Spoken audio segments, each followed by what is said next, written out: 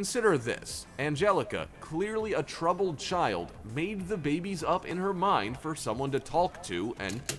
Okay, no cap. Okay, he need to cut it right there. That literally would ruin my childhood. All right, what's up? What's good, y'all? Look, today we got 10 dark cartoon theories that will ruin your childhood. Now, I ain't gonna lie, I had a pretty good childhood, you know what I'm saying? Probably better than most. I ain't even gonna lie to y'all boys, you know what I'm saying? But I know some of these cartoons, bro, some of these cartoons be on some weird-ish, if you know what I mean. They be on some weird-ish, you know what I'm saying? So we gonna get into some theories on why they would have been on some real ish if we would have. What am I talking about? I don't know. We just gonna get started, bro. Number 10. What we got for number 10? Godparents. Double OG. Trouble. That's the OG cartoon Timmy right there. Turner is a neglected boy with a very active imagination. The show centers on the misadventures of Timmy and his flying magical What's dark godparents about- who grant his every wish. Cosmo and Wanda are loving godparents. However, Okay. their interference in Timmy's life usually goes wrong. It's not a far stretch to think that Okay. Timmy created them from his imagination because he doesn't get enough love, support, and guidance from his cold parents. But why are they so distant? Some True. superfans think Mr. and Mrs. Turner are wounded by a tragic past. Huh? There are subtle hints that Timmy wasn't the only child born to the family. Timmy may Oh nah, you trying to tell me basically the reason that they treat him like that and leave him with that evil ass girl Vicky is because they haunted by a traumatic past because they had like a favorite son or something, like they firstborn or something? Nah, that's crazy. have had a twin sister. Here are the clues. In the episode Channel Chasers, we get a future look at Timmy's family, and he's got twins. Having fraternal twins is a hereditary trait, meaning his mom could have carried twins. If you listen carefully to Wow. the dialogue, you'll notice they call Timmy their only son, not necessarily their only child. Plus, look at how outrageously large his mom is in Dang. this flashback. There isn't a lot of material out there to cheer up bereft parents, and maybe Hey, no, that show was a fire, bro. That show was that episode was crazy. Ain't gonna cap. creator Butch That Hartman I think they had it like as a movie, but that shit was that was cold. I ain't gonna lie. 16 seasons of The Fairly Odd Parents to help the people he cares about deal with loss. Number 9.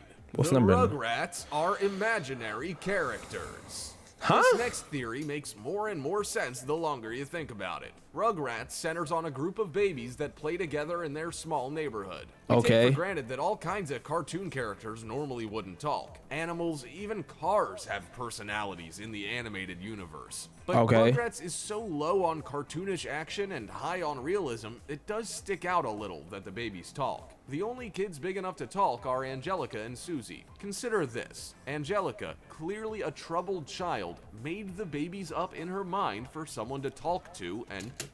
Okay, that theory. Okay, no cap. Okay, he need to cut it right there. That literally would ruin my childhood. That would be so weird. Bro, that's so weird. Even thinking about that. That like she was like literally having them as imaginary. Oh no, that's weird thinking about that. terrorize. How is it Phil and Lil are both identical and fraternal twins? Maybe Angelica doesn't understand the biology and just rolled with it. The Pickles, Tommy's family, is dysfunctional. The patriarch Stu compulsively builds toys in his basement, a plausible obsession for a bereft dad. Same with Chucky's family. Chucky's dad Chaz is neurotic, and we know that Chucky's mom died in a car accident. Angelica's only real friend is Susie, who maybe tolerates her out of pity. Number 8. Wow. SpongeBob's hometown is the Bomb. Bikini Bottom OG is a tight-knit cartoon. community at the bottom of the sea. It's home to SpongeBob, Patrick, and all the other crazy characters. One fan theory insists that this world is so crazy as a result of fallout from a nuclear explosion. The U.S. I heard. colonized a group of I actually heard that theory before. Not gonna cap. I think I heard that theory. isolated islands in the Pacific Ocean called Bikini Atoll, anglicized That water to Bikini beautiful? Atoll. In the 40s and 50s, the U.S. used these beautiful tropical islands to test bombs. 67 nuclear weapons were detonated there. The name of Golly. the town is one coincidence. In fact, the scandalous skimpy swimwear, the bikini, was named to piggyback off the controversy of the bomb testing. The other commonality supporting this fan theory is the constant explosions and the specific familiar form they take. Wow. Explosions on SpongeBob SquarePants look remarkably like the footage of the Bikini Atoll explosion. Sometimes this silly show makes such bleak points about work and life, it seems possible it could be a dark tribute. So did the radiation make all the characters so You think wacky? though? Maybe the pineapple symbolizes a fallout bunker. What do you think? Number 7. Toy Story 3 equals That seemed like that's more of a stretch though. World War II. Toy Story is a fun, lighthearted story about friends trapped together, owned by something massive compared to their size. The premise is already a little macabre. Before we talk about Toy Story 3, look back at the first 2 movies. They take place during the space race, and the changing times drive the conflict between Woody and the new guy, Buzz Lightyear. In the third installment, Andy's ready to go off to college, so the toys ponder their fate. Woody rallies the group and gives a speech, which drama buffs can confirm is unusually similar to a scene in The Pianist, an award-winning Holocaust movie. Never seen Not it. a coincidence. After this, Buzz suggests they go hide up in the attic, a common place for old toys. But also the famed hiding place Anne Frank and her family spent years in while hiding from persecution. Whoa. The story follows a clear Holocaust allegory. The world turns its back on the toys, and they're packed tightly together and carted off to a daycare.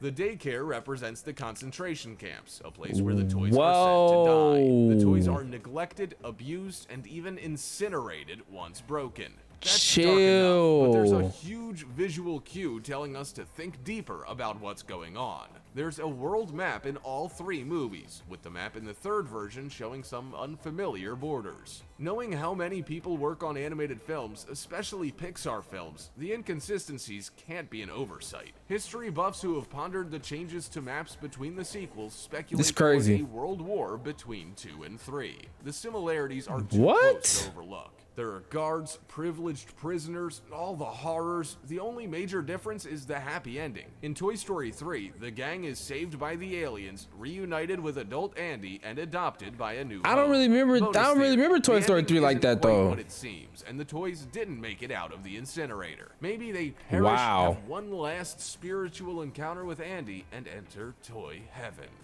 Number 6. What's number 6? Ed and Eddie, friends forever. Ed, and Eddie, along with the rest of their gang, explore every square inch of Peach Creek. Just some carefree friends playing for a seemingly endless summer, or lost souls thrown together to not quite suffer for eternity. Lost souls. You only have to watch an episode to know that these kids have less than perfect lives at home. But maybe there's deeper symbolism at play with this show. They might be dead in purgatory. Let's think about the evidence. Why are all of the main characters' tongues dark? Maybe it's not from candy dye, but the pallor of death. The show never leaves the cul-de-sac, and the summer vacation never ends, not even at the end of the seasons. Somehow, these kids seem to be from different eras. Ed is reclusive and loves monster movies, a total 50s kid. Now for the second Ed, Double D. He's plagued by endless post-it notes with chores to do from his parents. Not quite a torture, but not exactly paradise since he's never thanked by them. But purgatory though? His hat. Could he have suffered a horrible accident or died after unsuccessful chemotherapy treatment for his cancer made him bald? He loves technology. Damn, that's a 80s kid. reach. His brother tormented him, we find out at the end of the series. The only time they leave Peach Creek is the only time we meet him. Could this be that they left purgatory to visit hell? Number 5. King of the Hills. I guess. Plot.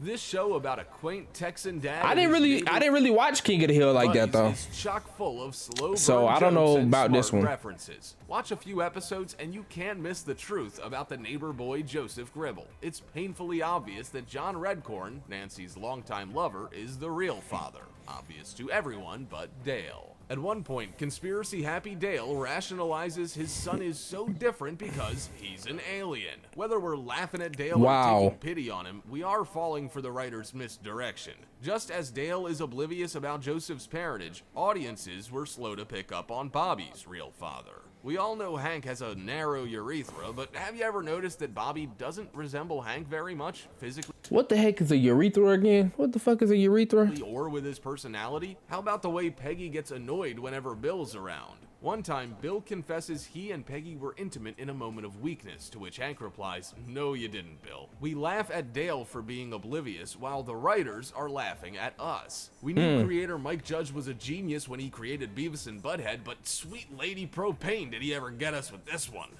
Number 4. Who at number 4? Roger Rabbit is Who Framed Roger Rabbit? I love this movie. Audiences got more than they planned on watching this live-action cartoon hybrid.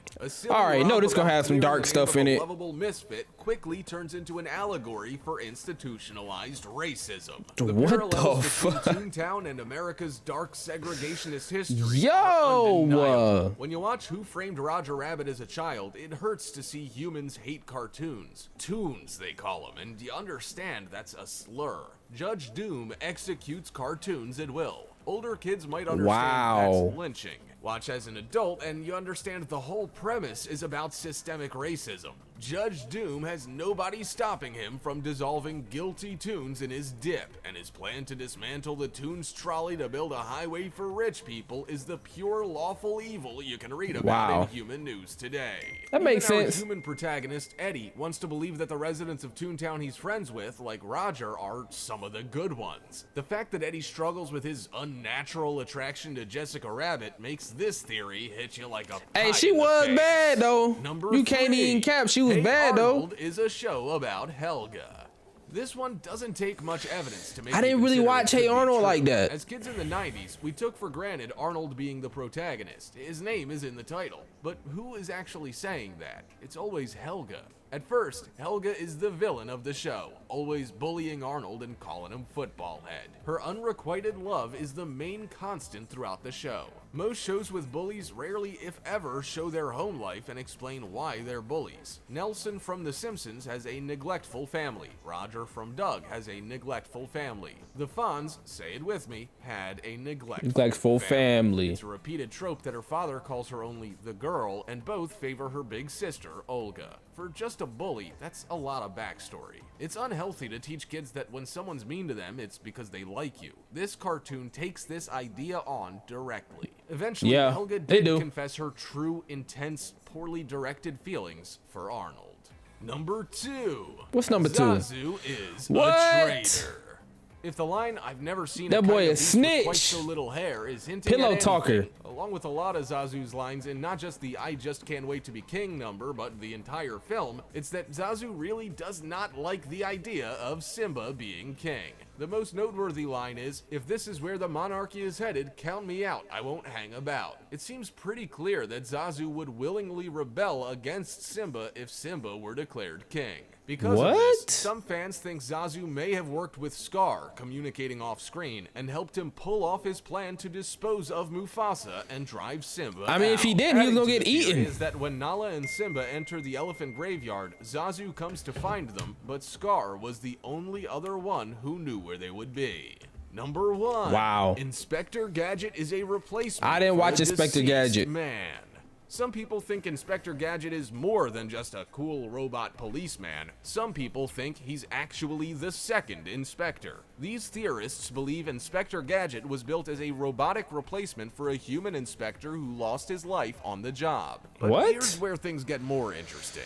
The original Inspector did not lose his life. He went missing. And upon finally returning home, horribly disfigured from the ordeals he experienced, he sees a robot living his life and snaps. He became Dr. Claw. Let me know what y'all think about these dark cartoon theories. You know what I mean? Let me know which ones y'all think is true, or you know which ones y'all could say and which y'all could be like yeah too. You know what I mean? And without further ado, you know what I'm saying? It's your boy CeejDaGod, and I'm out.